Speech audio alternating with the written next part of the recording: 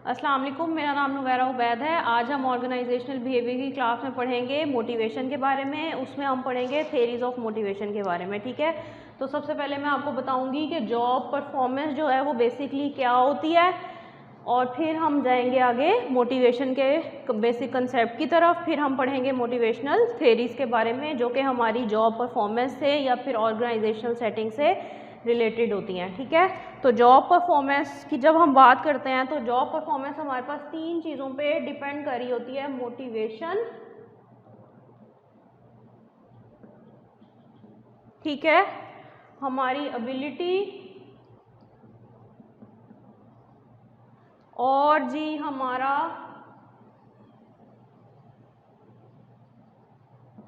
Environment. Motivation क्या होती है? मोटिवेशन बेसिकली एक ह्यूमन के अंदर कोई भी डिज़ायर होती है जो कि उसको गोल अचीविंग की तरफ लेके जाती है। जैसे कि आप स्टूडेंट हैं, आप पढ़ते हैं, तो आपको क्या होता है कि आपके अंदर कुछ सीखने का, कुछ लर्न करने का आपके अंदर एक ड्राइव होती है, एक फोर्स होती है जो कि आपको कंपेल करती है इस चीज़ की तरफ कि आप लेक्चर अटेंड करें, अच्छे से पढ़ें। आजकल आप ऑनलाइन जो हैं वो लेक्चर ले रहे हैं, तो ये आपकी मोटिवेशन लेवल पे डिपेंड करेगा कि आप कितना लेक्चर जो है वो सुनते हैं, कितना नहीं सुनते। एक वीडियो प्ले करते हैं तो उसको पूरा सुनते हैं या नहीं सुनते, ठीक है। ये आपकी मोटिवेशन होती है। एबिलिटी क्या होता है कि आपके पास जो टास्क अचीव करने के लिए आप मोटिवेटेड हैं, उस टास्क के लिए आपके पास रिक्वायर्ड स्किल या फिर रिक्वायर्ड नॉलेज या रिक्वायर्ड एबिलिटी है या नहीं है। ये होता है एबिलिटी का कंसेप्ट। मोटिवेशन क्या होता है कि हमारे पास एक ड्राइव होती है जो हमें गोल अचीविंग की तरफ ले जाती है। उस गोल अचीविंग के लिए जो हमारे पास रिक्वायर्ड स्किल चाहिए होती है परफॉर्म करने के लिए, वो एबिलिटी होती है। एनवायरनमेंट क्या होता है? वो सारे फैक्टर्स जो कि हमारी परफॉर्मेंस को डिटरमिन कर रहे होते हैं। जैसे आप स्टूडेंट हैं, आपका पेपर हो रहा है, तो एनवायरनमेंट क्या होगा कि आपका इन्विजिलेटर कैसा है, आपका पेपर जो है वो कैसा है, आपके आगे पीछे बैठने वाला जो स्टूडेंट है वो कैसा है, वो चीटिंग तो नहीं कर रहा, वो बोल तो नहीं रहा, ठीक है। तो यही इन्हीं कंसेप्ट्स को हम अभी आगे पढ़ेंगे ऑर्गेनाइजेशनल सेटिंग्स में, ऑर्गेनाइजेशनल बिहेवियर की सेटिंग्स में। तो ये जो चैप्टर है इसका नाम थेरीज ऑफ मोटिवेशन है। जॉब परफॉर्मेंस जो है वो इन तीन चीज़ों पे डिटरमिन करती है, लेकिन इन तीन चीज़ों में सबसे ज़्यादा जो है मोटिवेशन ही एक ऐसी चीज़ है तीनों में से जो कि ये डिटरमिन करती है कि हमारी जॉब परफॉर्मेंस जो है वो कैसी होगी। तो मोटिवेशन के अकॉर्डिंगली जॉब परफॉर्मेंस को डिटरमिन करने के लिए आज हम पढ़ेंगे मोटिवेशनल थेरीज, ठीक है। मोटिवेशनल थेरीज हमारे पास होती हैं दो टाइप्स की। फर्स्ट टाइप को हम कहते हैं need based theories,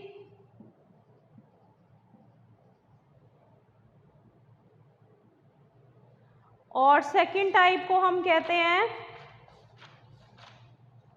process based theories.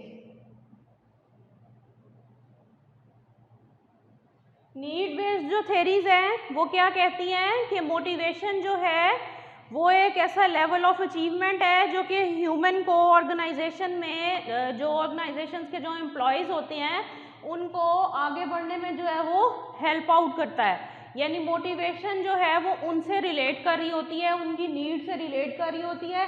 जब उनकी नीड्स वो पूरी हो जाती हैं या एक नीड पूरी हो जाती है तो वो अगली नीड की तरफ जाते हैं, तो ये चीज़ उनको मोटिवेशन प्रोवाइड करती है। प्रोसेस बेस्ड थेरीज जो हैं वो क्या कहती हैं कि मोटिवेशन में जो है वो एनवायरनमेंट का भी थोड़ा सा रोल होता है, एम्प्लॉयज़ का भी थोड़ा सा रोल होता है, कलीग्स का भी थोड़ा सा रोल होता है, ठीक है। तो पहले हम देख लेते हैं नीड बेस्ड थेरीज को। नीड बेस्ड थेरीज में सबसे पहले नंबर 1 पे हमारे पास आता है मैस्लो की हिरार्की, ठीक है। इसको हम कहते हैं मैस्लोज हिरार्की ऑफ नीड्स। ये बेसिकली एक साइकोलॉजिकल थ्योरी है। इसमें हमारे पास क्या होता है, अब्राहम मास्लो जो है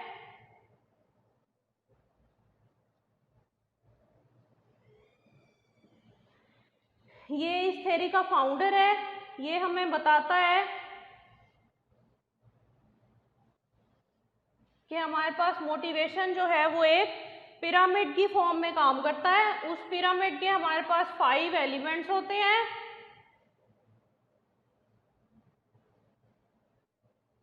वन, टू, थ्री, फोर, 5।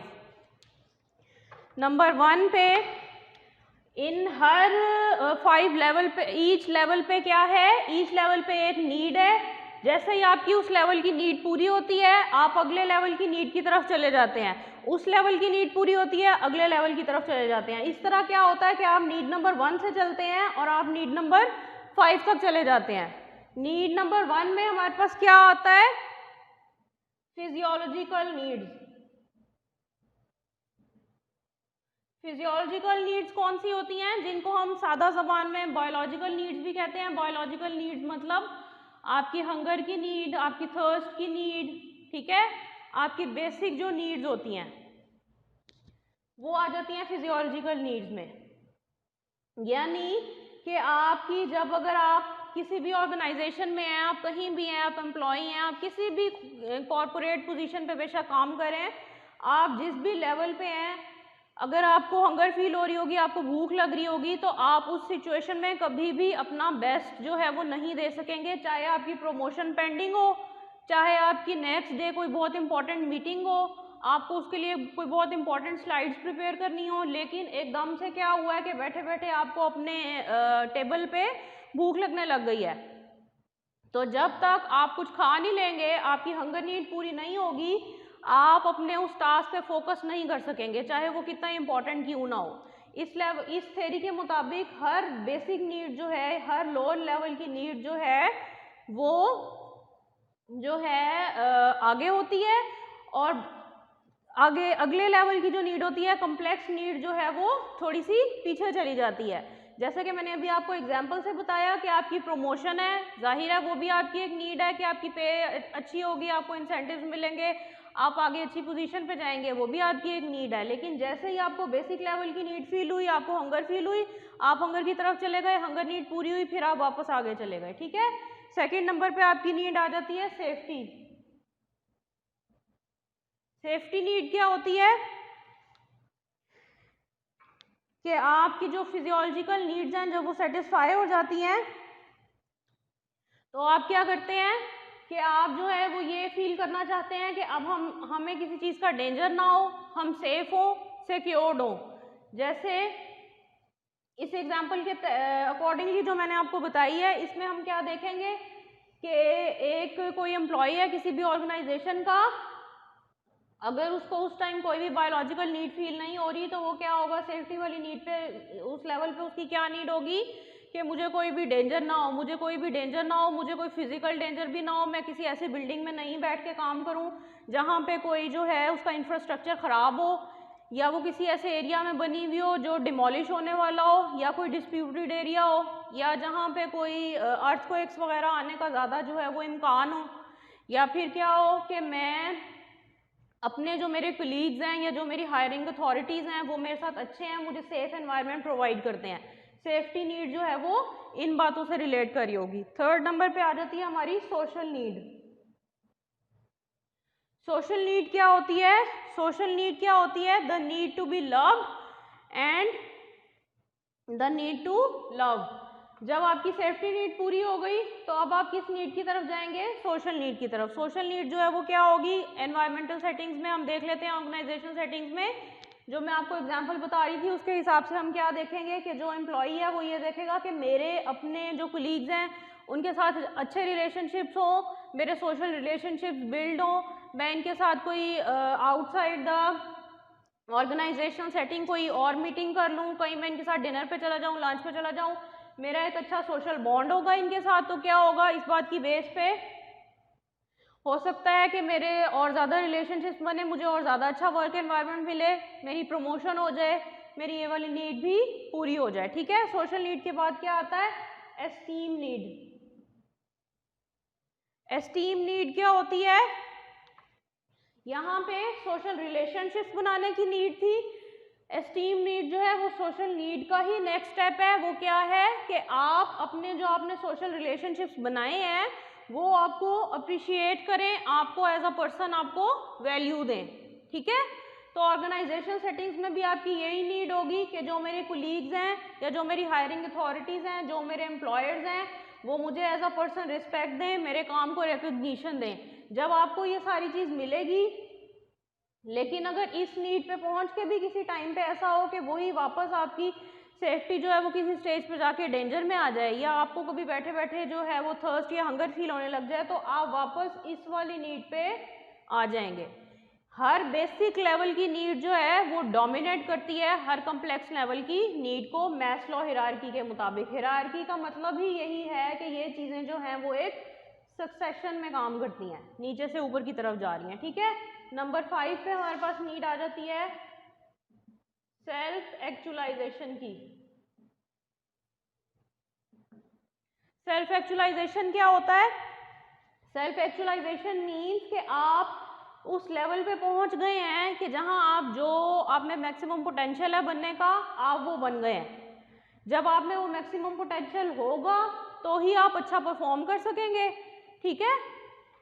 अगर आप ऐसे एनवायरनमेंट में, ऐसे एनवायरमेंटल सेटिंग्स में है कि आप कहीं किसी मैनेजरियल पोजीशन पे काम करना चाहते थे, ये सारी नीड्स आपकी पूरी हो गई हैं, आपका बॉस आपसे खुश हुआ है, उसने आपको मैनेजरियल पोजीशन पे जो है वो सेट कर दिया है, तो आप इस हायरार्की के मुताबिक, इस थ्योरी के अकॉर्डिंगली आप एक सेल्फ एक्चुअलाइज्ड पर्सन बन गए हैं, ठीक है। तो इस थ्योरी में हमने बेसिकली क्या सीखा कि ये हमारे पास कुछ नीड्स होती हैं, ईच बेसिक नीड जो है वो डोमिनेट करती है ईच कम्प्लेक्स नीड को, और आप ये देखें कि ये वाला जो एरिया है वो बहुत ज़्यादा है और जो ये 5 वाला एरिया है वो बहुत कम है। इससे हम ये कहते हैं कि यहाँ से अगर आप फर्ज करें कि 100 पीपल जो है वो चलते हैं 5th लेवल नीड से, तो यहाँ मुश्किल से 100 में से 10 लोग जो है वो पहुँचते हैं इस लेवल तक, सेल्फ एक्चुअलाइजेशन तक। इस लेवल के बीच में 90% जो है लोग जो हैं वो मिस हो जाते हैं और वो कहीं इधर ही बीच की नीड्स में फंस जाते हैं और वो सेल्फ एक्चुअलाइजेशन की तरफ नहीं सक्सीड कर पाते, ठीक है। तो मैस्लो हायरार्की ऑफ नीड्स हमें ये बताती है कि मोटिवेशन जो है वो तभी डेवलप होती है, एक बंदा तभी मोटिवेटेड होता है जब उसकी हर नीड जो है वो सेटिस्फाई होती जाती है और वो अपनी नेक्स्ट लेवल की नीड की तरफ प्रोसीड करता जाता है, और यही चीज़ उसको मोटिवेट करती है। यानी बेसिक उसकी जो नीड्स होती हैं वो उसको मोटिवेशन प्रोवाइड करती हैं। जैसे जैसे उसकी नीड्स पूरी होंगी, जैसा जैसा उसको एनवायरनमेंट मिलेगा, उसी हिसाब से उसकी ये नीड्स मॉडिफाई होंगी और वो फिजियोलॉजिकल नीड से चलता हुआ सेल्फ एक्चुअलाइजेशन पे पहुंच जाएगा अपने मैक्सिमम पोटेंशियल की तरफ। और अगर हम ऑर्गेनाइजेशनल सेटिंग में बात करें तो क्या होगा कि जब हम और लोगों की बेसिक नीड्स को पूरा कर देंगे, हम उनकी सेफ्टी को, सोशल नीड्स को पूरा कर देंगे, तो उनकी परफॉर्मेंस भी अच्छी हो जाएगी। सेकंड नंबर पे हमारे पास आती है नीड बेस्ड थ्योरी में ही थ्योरी नंबर 2 है ERG थ्योरी। ERG थ्योरी जो है वो basically Maslow hierarchy of needs की ही एक एक्सटेंशन है, ठीक है। ये हमें दी थी क्लेटन एल्डरफर ने, ठीक है। और वो हमें कहते हैं कि ERG थ्योरी जो है वो इस तरह से काम करती है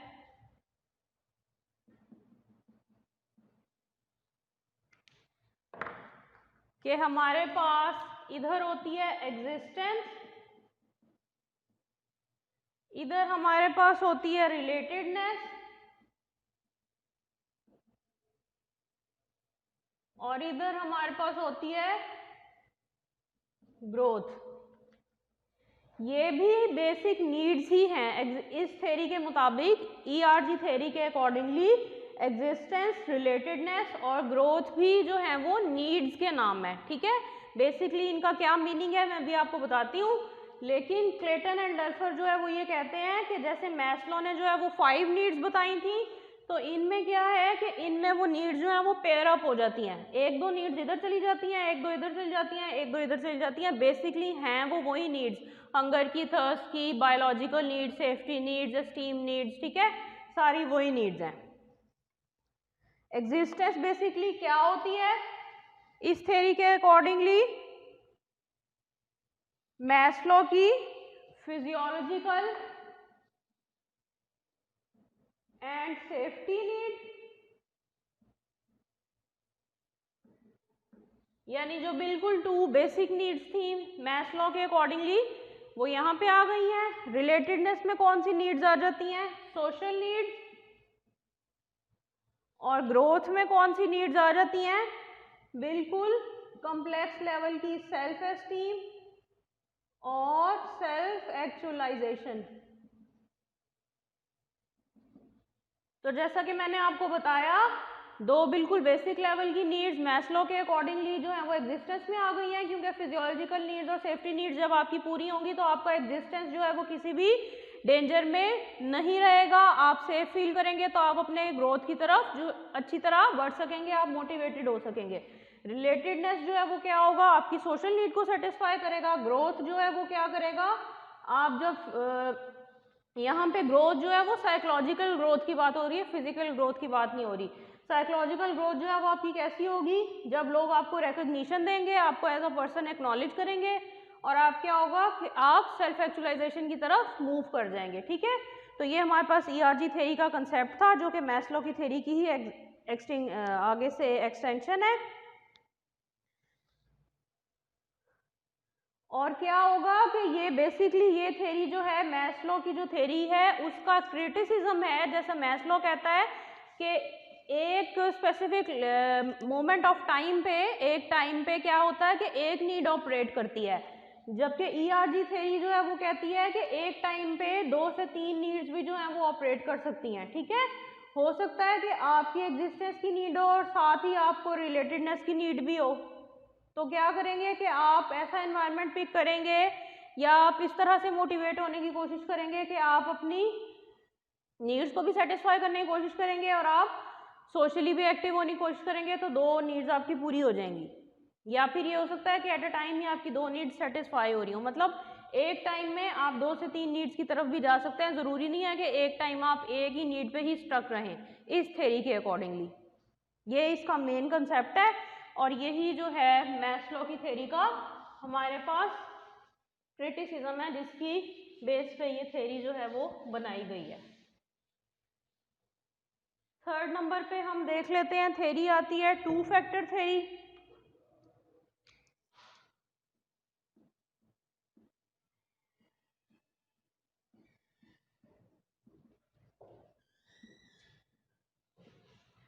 टू फैक्टर थ्योरी, जैसा कि आपको इसके नाम से ही पता चल रहा है, 2 फैक्टर थ्योरी हमारे पास किसने दी? ये 2 फैक्टर्स होते हैं, इसमें कौन कौन से होते हैं मैं अभी आपको बताती हूँ। सबसे पहले आप ये देख लें कि ये हमें दी किसने थी?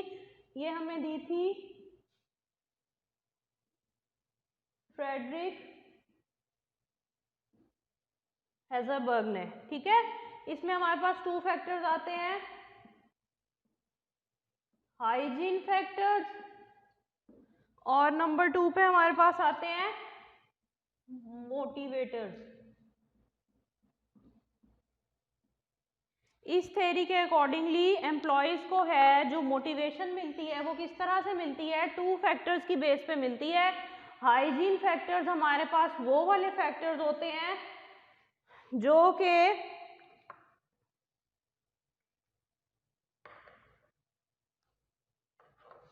जॉब इटसेल्फ के अलावा जो कि एनवायरनमेंट से रिलेट कर रहे होते हैं, ठीक है। जैसा कि आपका वर्क एनवायरनमेंट हो गया, आपका क्या हो गया? सैलरी हो गई, आपकी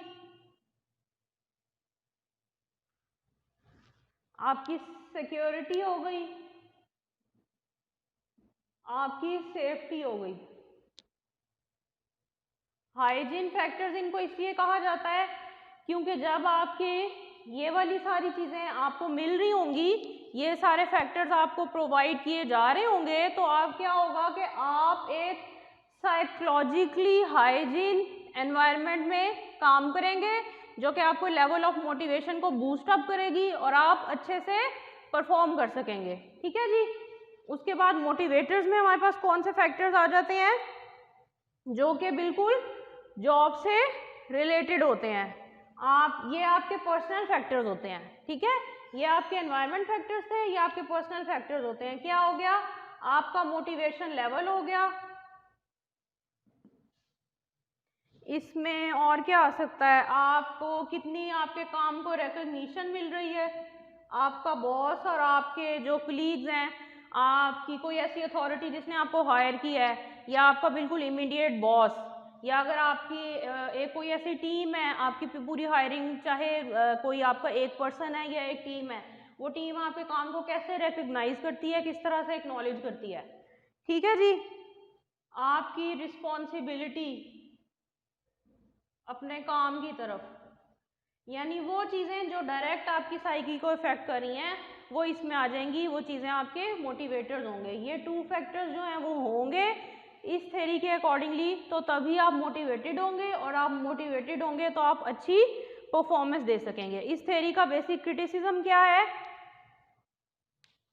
कि ज़रूरी नहीं है कि इस थ्योरी के अकॉर्डिंगली जो हाइजीन फैक्टर्स हैं लोग उनको भी हाइजीन फैक्टर्स में ही जो है वो डालें उसी कैटेगरी में, और जो मोटिवेटर्स हैं, जो वर्कर्स जो हैं, वो उन फैक्टर्स को मोटिवेशन की फैक्टर्स में ही डालें। हो सकता है कि अगर आप किसी ऐसे वर्कर से पूछें कि आप किसी ऑर्गेनाइजेशन के किसी भी जो है वो एम्प्लॉई से पूछें, चाहे आपका वो है वो कलीग हो या आप किसी आउटसाइड एनवायरनमेंट में जाके पूछ रहे हैं, आप उसे पूछें कि आपकी सैलरी कितनी है, तो आपके माइंड में शायद हाइजीनिक फैक्टर हो, आप उसको डिटर्मिन करना चाह रहे हो, लेकिन वो उसको मोटिवेटर की सेंस में जो है वो डिस्क्राइब कर दे, तो क्या होगा कि आपका पूरा एनालिसिस ही खराब हो जाएगा।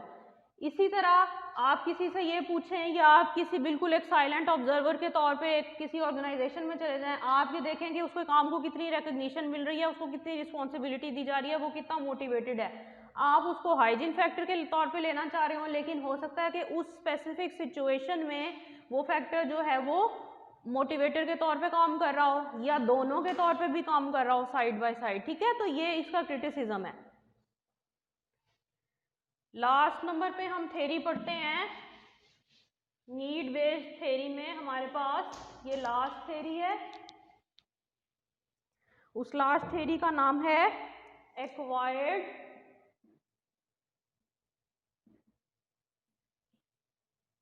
Needs theory. अब हम देख लेते हैं कि इसका क्या मेन कंसेप्ट है। ये हमें दी थी डेविड मैकलैंड ने।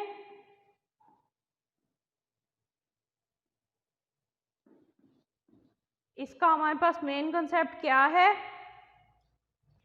कि पीपल जो हैं वो इस तरह से काम करते हैं कि उनकी बेसिक जो है वो 3 नीड्स होती हैं। वो 3 नीड्स कौन कौन सी होती हैं, उनकी अचीवमेंट की नीड्स होती हैं, एफिलिएशन की नीड्स होती हैं, और पावर की नीड्स होती हैं, ठीक है।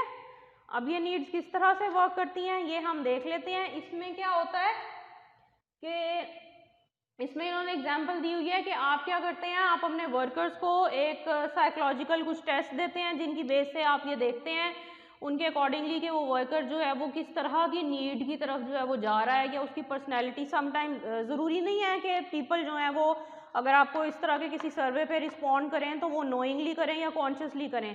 समटाइम साइकोलॉजिकल जो मेजर्स होते हैं लोग उनमें बिल्कुल अननोइंगली रिस्पॉन्ड कर रहे होते हैं, ठीक है। तो आप इसमें वो साइकोलॉजिकल टेस्ट करवाएंगे और उन टेस्ट की बेस पे आप देखेंगे कि किस बंदे का जो है वो किस तरह का रिस्पॉन्स है, किस पर्सन का वो अचीवमेंट नीड की तरफ जा रहा है, एफिलिएशन नीड की तरफ जा रहा है, या फिर पावर नीड की तरफ जा रहा है। स्पेसिफिकली जिस टेस्ट की आपकी बुक में बात की गई है वो है TAT।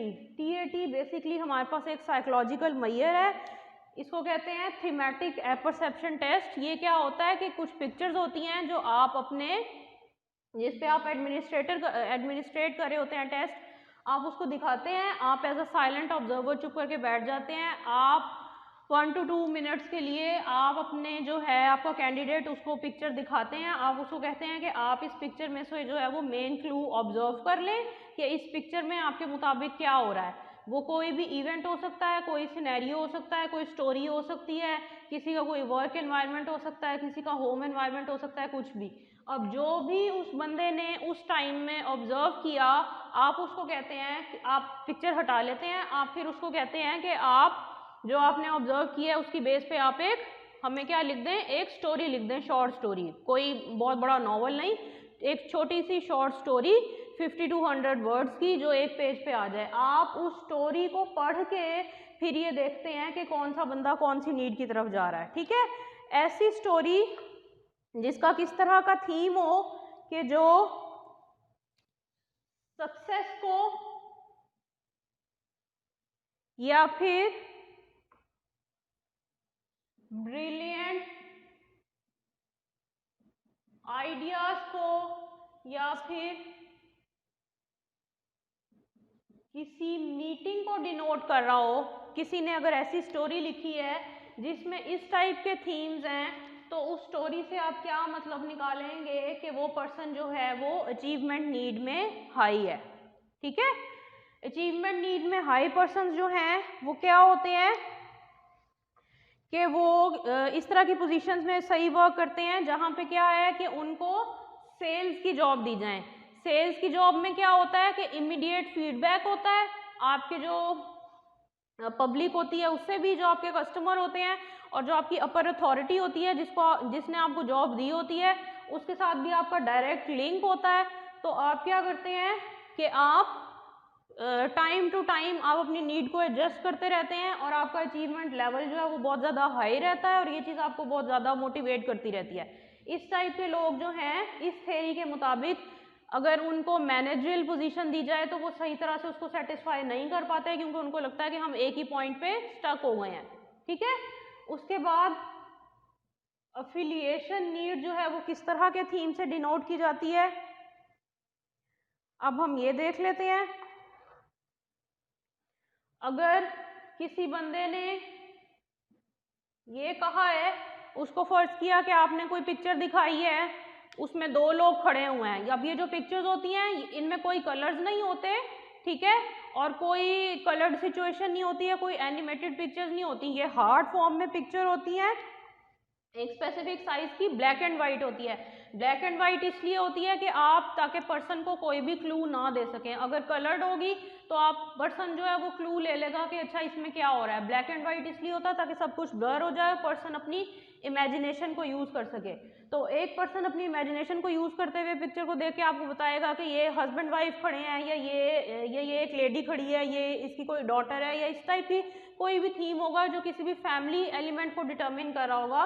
तो इस तरह का बंदा जो है उसकी क्या नीड हाई होगी, एफिलिएशन, यानी वो सोशली कनेक्टेड रहना चाहता होगा अपने रिलेशनशिप से। इस तरह के बंदे को भी आप मैनेजरियल पोजीशन पे नहीं बिठा सकते, क्योंकि वो भी मैनेजरियल पोजीशन की जो डिमांड है उसको सेटिस्फाई नहीं कर सकता, क्योंकि जब वो बहुत ज़्यादा ओवरली एफिलिएटेड होना चाहेगा हर किसी से, तो वो जो अपने उसके सबऑर्डिनेट्स होंगे, जो लो लेवल के पीपल होंगे, उनको अच्छे से एनालाइज नहीं कर सकेगा, वो बायस्ड हो जाएगा, वो बहुत ज़्यादा कनेक्टेड होना चाहेगा। तो वो ये सोचेगा कि मैं अगर किसी की प्रोफाइल को बुरा बना दूंगा या किसी को बुरी तरह से रैंक कर दूंगा तो हो सकता है कि मेरा इंप्रेशन जो है वो लूज़ हो जाए और मेरा बॉन्ड लूज़ हो जाए उस बंदे के साथ। वो ये इस चीज़ को नहीं समझेगा कि मैं मैनेजर हूँ और मेरा काम ही लोगों को एनालाइज करना है, ठीक है। और पावर नीड जो है वो किस तरह के मोटिव से हमें मिलेगी, किस तरह की पिक्चर से हमें मिलेगी। अगर कोई आपको पिक्चर में कहे, कोई भी कंट्रोल का एलिमेंट वो आपको बता रहा हो, या कोई भी ऐसा हो कि वो किसी ऑर्गेनाइजेशनल सेटिंग की कोई बात कर रहा हो, ठीक है, यानी किसी पिक्चर को देख के जो पर्सन है वो आपको कहे कि इसमें कोई बंदा बैठ के अपना कोई काम कर रहा है, इसमें ये हो रहा है कि ये इसने किसी मीटिंग में जाना है तो इसलिए ये ना बहुत जो है वो ध्यान से पढ़ रहा है। तो क्या होगा कि ऐसा ये रिस्पॉन्स जो है वो डिटरमिन करेगा कि आपका जो पर्सन है वो पावर नीड में ज़्यादा हाई है। जो एग्जांपल हमने पढ़ी थी इसमें मैनेजरियल पोजीशन की, उस तरह का बंदा पावर नीड में बहुत ज़्यादा सूटेबल रहेगा, क्योंकि पावर नीड जिस बंदे में होती है उसमें यही चीज़ ही होती है, उसमें यही बेसिक नीड होती है मोटिवेट करने के लिए उसको कि मैं लोगों पे जो है वो एक डिग्री ऑफ कंट्रोल रखूं जिससे मुझे पावर मिलेगी, और इस डिग्री ऑफ कंट्रोल और पावर से ही उनका मोटिवेशन लेवल जो है वो हाई होता है। ठीक है जी, तो ये थी हमारे पास एक्वायर्ड नीड्स थ्योरी, जिससे हमारा ये कंसेप्ट जो है वो पूरा हो गया नीड बेस्ड थ्योरीज का। नेक्स्ट लेक्चर में हम पढ़ेंगे एक और टाइप की थ्योरीज के बारे में। इस लेक्चर में इतना ही। थैंक यू, अल्लाह हाफिज़।